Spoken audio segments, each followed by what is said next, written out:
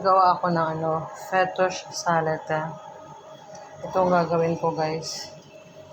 Pero, yung itong gulay na to, lettuce, tomato, cucumber, tsaka carrots, at bell pepper, green bell pepper. Ang sauce na ginawa ko is dried mint powder, pomegranate molasses, tapos olive oil, salt, tsaka yung lemon. Isang buong gantong lemon gawing juice. Ayan, yun siya. Yun yung juice. Kasi kailangan marami siya. Okay, yan yung sauce natin. Common ito sa sa mga bahay, sa mga Arabo, every lunch and dinner. Ito ngayong ginagawa ko is fettush, pero ibang klaseng fettush kasi iba yung paggawa ko sa hummus, okay? Ang gawin ko dito, guys, is anuhin ko siya. Ayan. Butasan. Okay. Butasan natin siya. Pinrito ko yung buong kubos. Kasi nung nakaraan ako gumawa first time, may nakita kasi ako sa isang video. Ito sa akin, hindi masyadong lumubo kasi medyo may crack siya.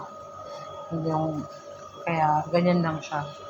Pero at least pwede siya malagyan ating kubos. Tapos, itong natin, gulay, ilagay natin ganyan. Okay? Ganyan. Ayan, ganyan siya. Ganyan yung ating gulay. Pagkatapos yan, lagyan natin ng sumak. Ito tinatawag din ng sumak. Ready. Ano to siya sa salad. Ito siya. Okay, sprinkles lang tayo dito sa sa ating salad.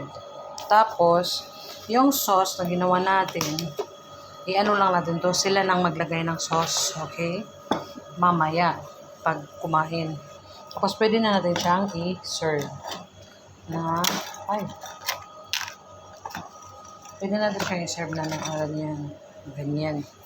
Ganyan yung ating fettush salad with the sauce. Ganyan yan siya paglagay ng sauce.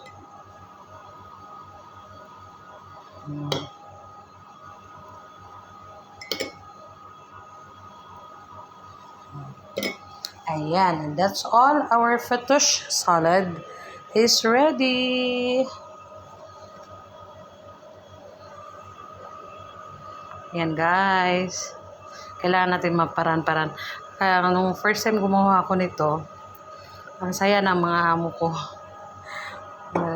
Sila parang nakakyutan sila sa paggawa ng salad. Kasi itong kubos na to, super crunchy na to siya pagkainin. Masarap na siya kasi pinrito nga. Ito may isa pa. Ayan. Yan lang po, guys. So, gawin nyo to para sa mga madam tsaka sir ninyo na nagda-diet. Enjoy sila din to. God bless, guys. That's all for today's video.